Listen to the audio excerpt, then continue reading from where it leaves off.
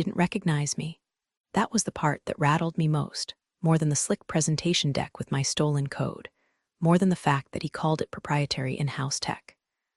I stood there, 4 rows back at the Disrupt SF conference, watching Jared, the same man who once spilled whiskey on my keyboard and told me to take it out of my feelings budget, parade my algorithm like a show pony. And when our eyes met, there wasn't even a flicker of guilt, just that same plastic smirk, that VC-polished charm he wore like cologne. He didn't know me. I stood there, invisible in my own legacy, feeling like a ghost watching someone else live my life. He clicked to slide 6, my slide 6, and I felt my throat close. Not because of the theft. That part was old news. What made my stomach knot was the line of code frozen on the screen behind him. Line 208, my signature, buried in a log comment. / v2 optimization after Montreal crash AMR those initials. Mine. I had left them there years ago in a moment of dumb pride, like carving your name into a tree you don't own. He hadn't scrubbed it. He hadn't even noticed, or maybe he had. And that's what broke me. Rewind 5 years. They hired me out of a hackathon I didn't even want to attend. I was 24, brilliant, and utterly naive. Their pitch was syrupy: disruption, diversity. We're a family here. What they meant was, we need a girl genius to polish our image, underpay her, and work her until she forgets her own name. And I did. I worked like I was building heaven's back end. 14-hour days, weekends blurred into weekday nights. But I loved the problem: distributed efficiency in hybrid clouds. I had something that scaled better than anything on the market. I tested it, proved it, deployed it. First time I ran it on our staging servers and watched latency drop by 37%, I actually cried. They named the product Juno, like it came from the gods. Not from me, sobbing over server logs with coffee-stained hoodies and blistered fingers. They made millions. I got stock options that matured into dust. At first, I stayed quiet. I told myself I was building clout, that eventually the meritocracy would catch up. But meritocracy, I learned, is Latin for men taking credit while you debug their garbage. The tipping point wasn't dramatic, it was a laugh. 6 months ago, I walked into Jared's glass palace and asked for a raise. Not even equity, just acknowledgement. Just numbers that matched what he was making from my code. He leaned back, actually leaned back like he was settling in for a TED talk, then laughed. Like I'd just offered to babysit his ego for free. Not really the negotiating type, Amanda, he said. You're technical, that's your lane. I remember the taste in my mouth then, metal and dust. Like I'd swallowed the bones of my younger self, and that's when something shifted. I didn't rage, I didn't cry, I smiled. The quiet, terrifying kind of smile people mistake for surrender, and I walked out of his office. Not to quit, not yet. I had something better in mind, because what Jared didn't know, I still owned the patent, not the company, me. And that, dear Jared, is where the avalanche begins.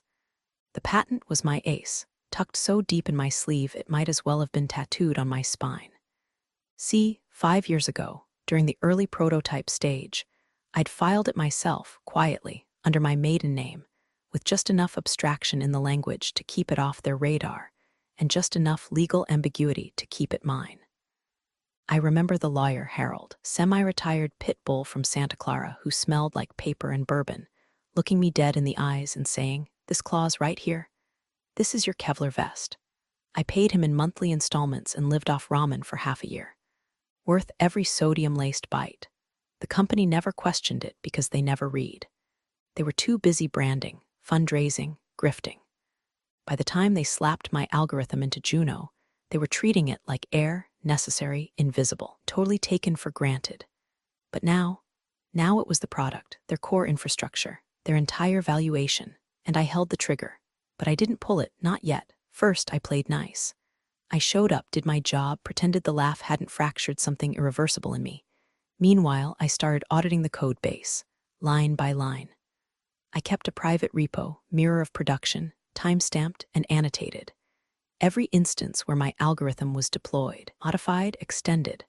Every place they'd built on top of my foundation like squatters on stolen land. Then came phase 2, the Trojan horse. I introduced a debug module, pitched it as an internal monitoring tool, track load balancing in real time, identify bottlenecks, optimize cluster behavior. It sounded so harmless. The team cheered. Jared, in his infinite idiocy, called me a godsend. He shipped it with the latest product update without reading the architecture notes. Inside that module, a heartbeat. Every time the code executed, it pinged my private server with anonymized usage metrics. Legally, it wasn't even espionage, it was telemetry. And thanks to that heartbeat, I knew exactly when, where, and how often my algorithm was being used, which, by late April, was everywhere. By then, I had my dossier. 57 pages, time logs, execution footprints, comparative benchmarks, screenshots of internal dashboards, all signed, sealed, and ready for delivery to the one person Jared feared more than God, Everett Cho, founder, billionaire, CEO of their biggest competitor. We'd met once years ago at a Women in Tech gala. I'd spilled wine on his sleeve and muttered something self-deprecating about crash logs. He laughed, not at me, but with me, then handed me his card. Call me when they forget who built the engine. I'd kept it. And on the first Thursday in May, I did. His assistant answered. He's in Zurich. I said, tell him it's Amanda Rains. Tell him I have something he'll want to see before their Series E. Silence, then, hold, please. When Everett picked up, he didn't say hello. Just, how bad did they screw you? I sent him the dossier in 3 encrypted parts. He read it by sunrise. By Monday, I was on a plane to Geneva. By Wednesday, we had a deal. By Friday, his legal team filed the transfer paperwork. And just like that, the patent was no longer mine.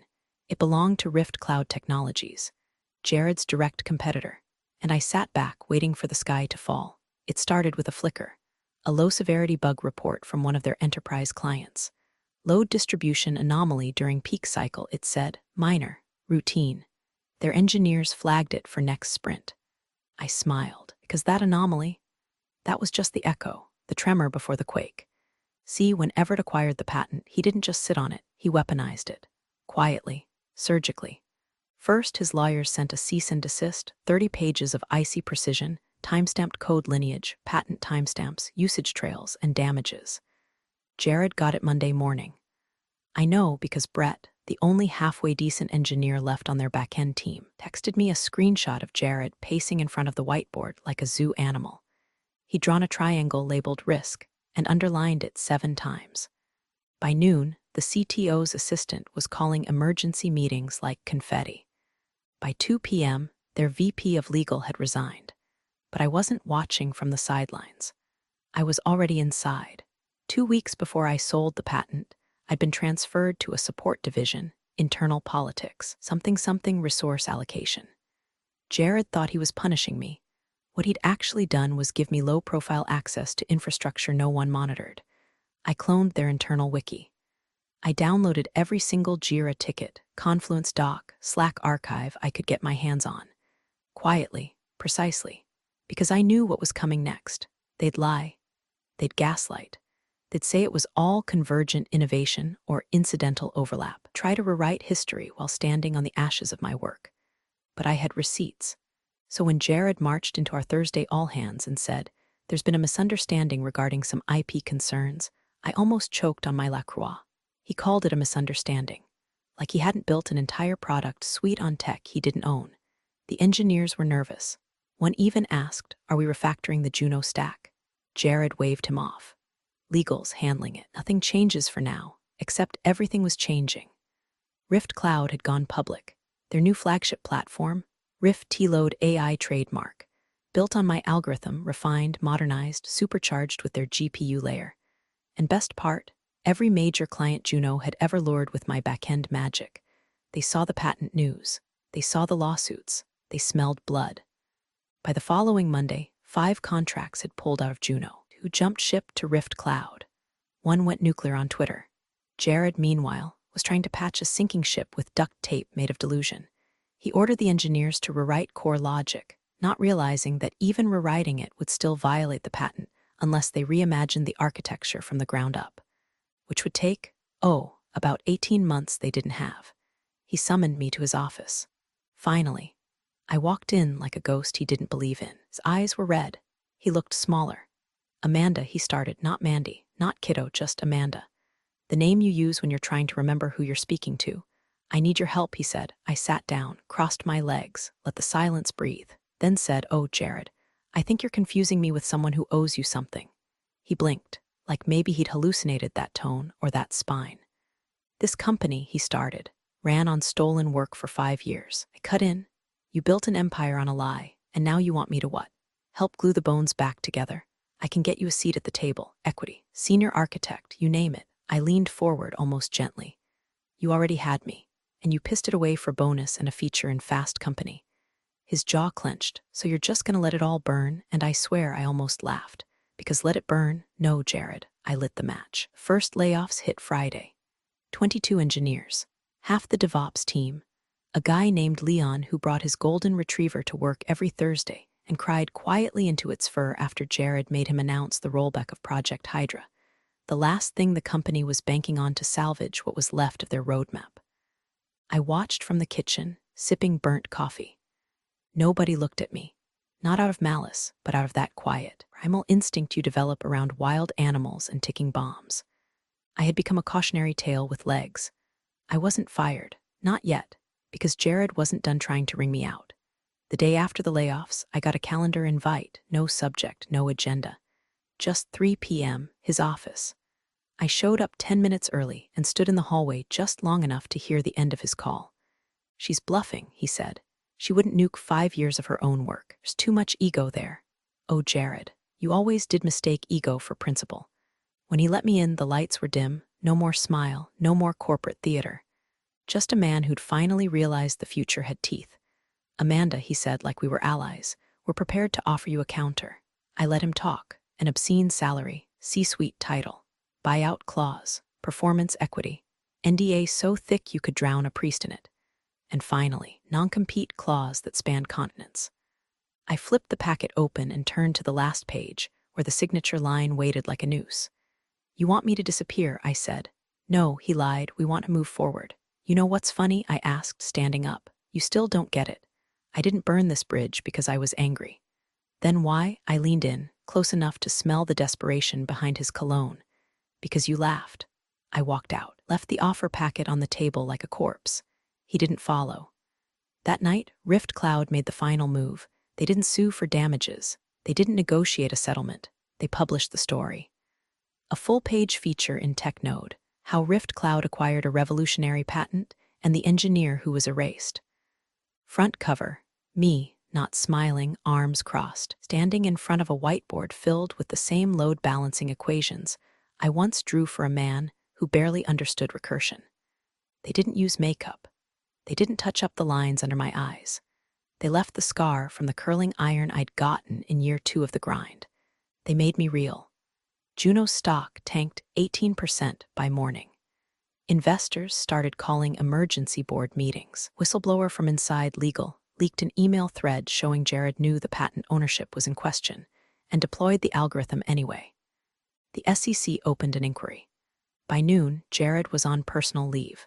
By evening, his LinkedIn said open to work. And yet, through all of it, the tsunami I had summoned, I didn't feel triumph. Not exactly. I felt clean, like I had finally vacuumed out 5 years of gaslighting, humiliation, invisible labor with one glorious inhale of oxygen no one could ration anymore. But I wasn't done, because there was still one person left to deal with. The woman behind the curtain, the one who greenlit everything Jared did, the CEO, Margaret Dane. She hadn't said a word since this all started, but she was watching. And now I was coming for her. Margaret Dane never raised her voice. She didn't need to. She could peel flesh with tone alone, one of those corporate witches who wore silence like armor and filed her fingernails with quarterly projections. If Jared was a frat boy with a god complex, Margaret was the quiet god that actually ran the universe. People joked she had a neural interface to Bloomberg. Nobody had ever seen her eat. She hired Jared, defended him, and once referred to me in a board meeting as one of our junior algorithmic specialists. This, years after I'd built the architecture that floated their entire cloud division. So when I walked into the boardroom uninvited, I wasn't expecting an audience. Just a queen on her collapsing throne. She was exactly as I remembered, slate gray suit, sharp lipstick, no jewelry except a wedding band that looked like it cost more than my first car. Her assistant tried to intercept me. Margaret raised one hand and said, "Let her in." No smile. No welcome. Just, "I assume this is about the fire you started." I sat across from her and said nothing. Let the weight sit. Let her feel it. You've made your point, she said after a long pause. Jared was reckless. The board agrees. We're cleaning house. Cleaning house won't fix the foundation, I said. You built your empire on a stolen engine. She didn't flinch. You licensed it. Your contract was never valid. Your legal team skipped due diligence. And now it's rift clouds. Arget's jaw twitched once. A microfracture in the ice. We can still salvage the company, she said. You've made your power play. What's the ask? The ask, I said, is a confession. That got her. One blink, slow, you want blood, I want truth. She looked at me the way a lioness might study a wounded gazelle wondering why it's charging her. You're playing with fire, Amanda. Companies don't collapse because of truth. They collapse because of stories. And right now, you're riding one. She leaned forward, tone softer, more venomous. If I release a statement naming you as the source of the patent, publicly acknowledging you were the architect, do you walk away? I stared at her. Then said no, her brow lifted. Because you still don't get it, I said. This isn't about credit, it's about rot. I worked here for 5 years, and none of you once thought to protect the thing keeping your lights on. You're emotional, you're extinct. Silence. Then, Arget did something I didn't expect. She smiled. I underestimated you. I stood. Everyone did. As I turned to leave, she said, be careful, Amanda. You're not the only one with a long memory. I paused at the door, then gave her the one line I'd been saving since the day Jared laughed. So remember this, you built your kingdom on sand, and now it's learning to drown you. Outside the room, the hallway felt colder. I passed executives avoiding eye contact, interns packing up desk plants, engineers whispering like survivors of an invisible war. I was no longer just that girl from back-end. I was the earthquake, but I hadn't felt the aftershock yet, not until I got the email. Subject, urgent security concern from IT at Juno Cloud body. Amanda, a breach has been detected in your former company account. A script flagged suspicious outbound data activity linked to your credentials.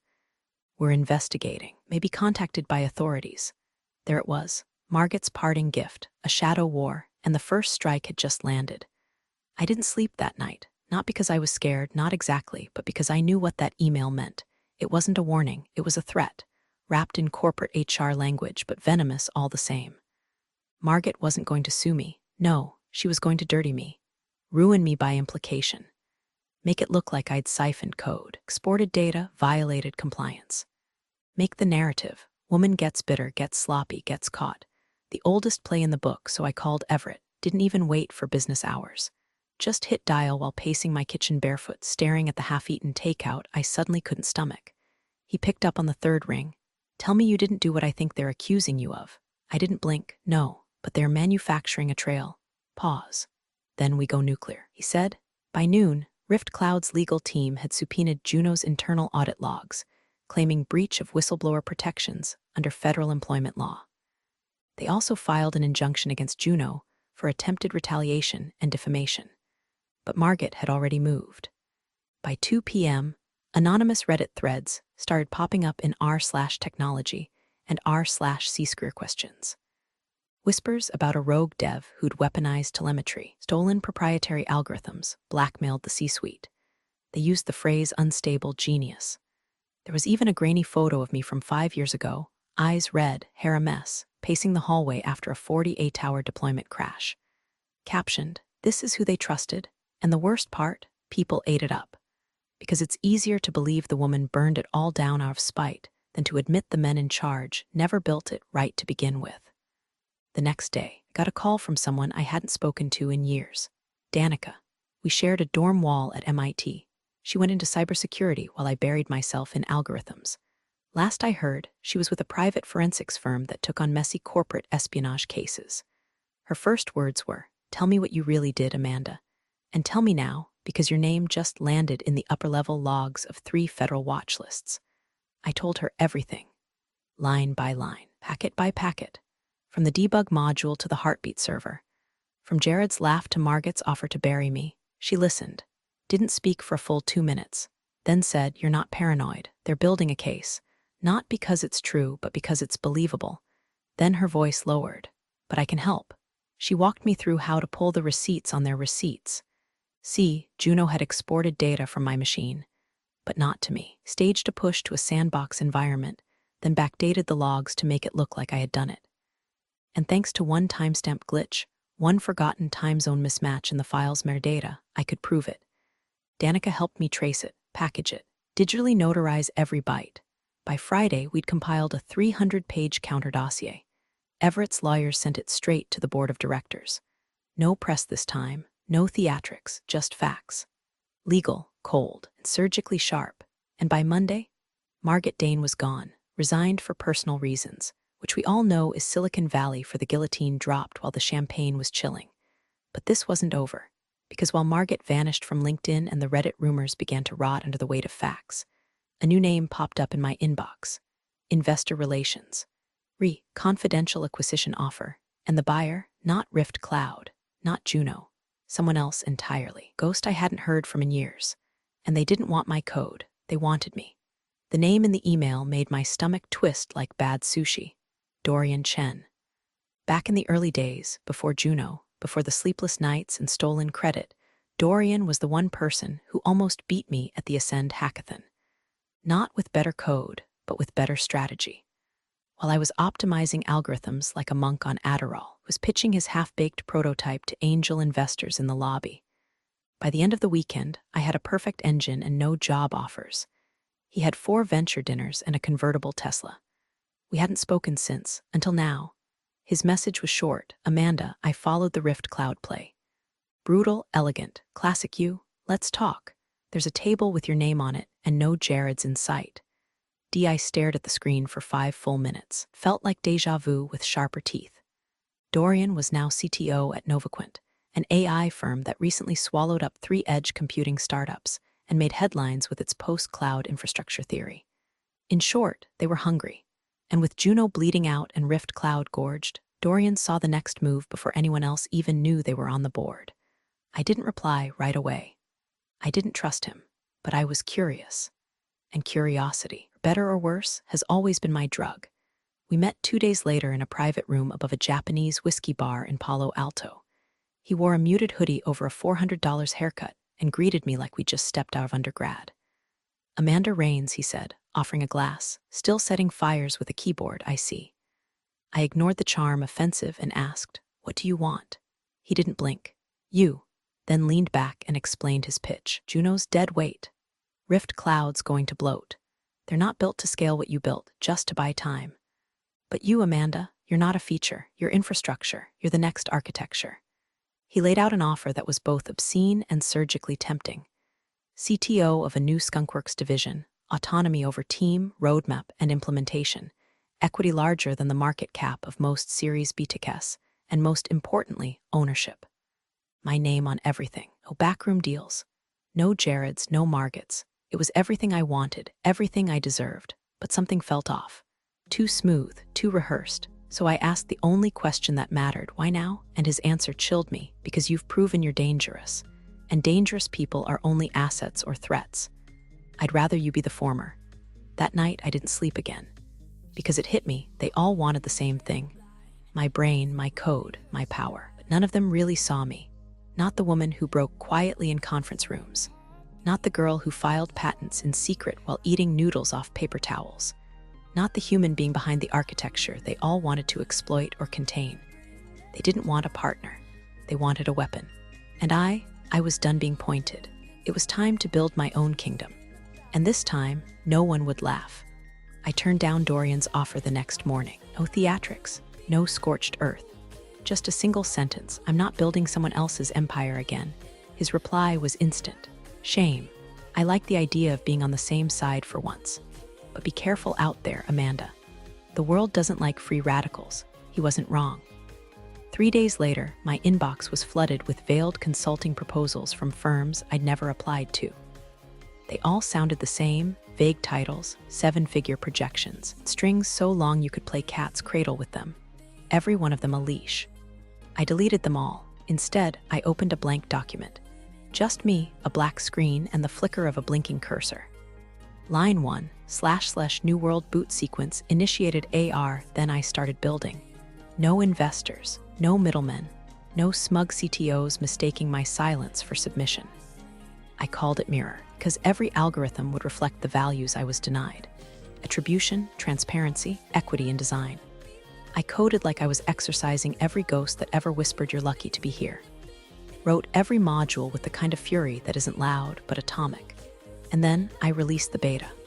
Open source, under my real name, no gatekeeping, no NDA, no glass ceilings. Within 72 hours, it hit #1 on GitHub trending. By the end of the week, 3 universities had emailed asking to build curriculum around it. Engineers who'd once ignored me in conference calls were tagging me in posts, begging to contribute. Even Brett from the old team sent a DM. This is what we should have built from the start. I'm sorry, I didn't reply, didn't need to. Because somewhere out there, I knew Jared was watching from whatever startup cave he'd crawled into, watching his empire crumble in the rearview as the thing he thought he owned evolved without him. And Margaret, she'd resurface eventually. They always do. Probably on some advisory board, peddling resilience at Women in Tech panels. I hope she chokes on her own buzzwords. As for me, I still don't have an assistant. Still drink gas station coffee. Still write code at 2 a.m. with my hair in a bun and 3 tabs open about Kubernetes I'll never actually read. But now I own every damn keystroke. And if the industry ever dares to forget again, I'll remind them with silence and a tsunami. You're the real MVPs of the office jungle. Thanks for watching. Smash that subscribe button, or the coffee pot might just forget your next brew. I wish that I could be like the cool kids, like